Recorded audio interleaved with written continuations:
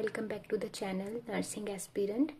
तो आज का टॉपिक हमारा अनीमिया है। अनीमिया आपको पता ही होगा, कोई भी एडमिनिस्ट्रेशन ऑफ फ्लूइड जो भी होता है, सोल्यूशन होता है, वो लार्ज इंटेस्टाइन के थ्रू हम करते हैं थ्रू द रेक्टम, ताकि इसके अब 3 पर्पस हो सकते हैं। या तो कोई क्लीनिंग हो सकता है, मेडिकेशन हो सकता है, या तो नरिशमेंट हो सकता है।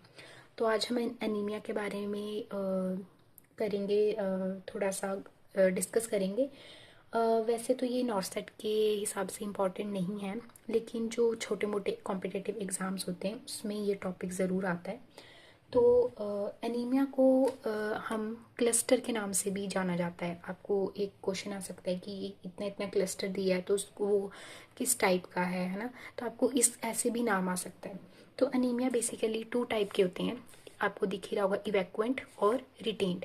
जो इवैक्वेंट है, इवैक्वेंट मतलब कि वो हमारी बॉडी से बाहर निकल रहा है। E4 exit, E4 इवैक्वेंट। और इसका टेम्परेचर जो जिसने बाहर ही निकल जाना है हमारी बॉडी से, चाहे वो टेम्परेचर उसका कोल्ड हो या हॉट हो, कोई फर्क नहीं पड़ता। ठीक है, ये था हमारा इवैक्वेंट एनीमिया, जिसने एग्जिट हो जाना है हमारी बॉडी से। एक बार हमने डालना है, उसने अपना पर्पस सर्व करना है और उसके बाद इसने बाहर आ जाना है। फिर आता है हमारे पास रिटेन्ड एनीमिया।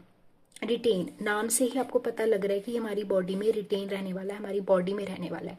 जो चीज़ हमारी बॉडी में रहने वाली है तो उसका जो टेम्परेचर है वो बॉडी टेम्परेचर के हिसाब से ही इक्वल होना चाहिए। बॉडी टेम्परेचर जो हमारा कितना होता है, वो होता है हमारे पास 37 degree Celsius.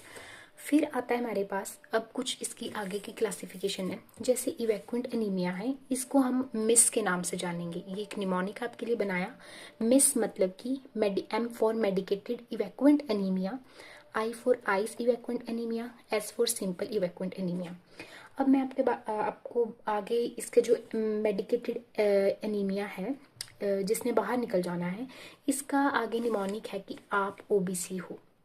Is just a way of learning. ठीक है, तो इसमें क्या होता है, A for astringent enema, A for anti helminthic enema, P for purgative enema, O for oil enema, B for barium जिसको हम BaSO4 के नेम से भी डोनेट कर देते हैं, सी फॉर कैरमेटिव अनीमिया। तो ये कुछ अनीमिया थे जो हमारे पास इवैक्वेंट की कैटेगरी में आ जाते हैं।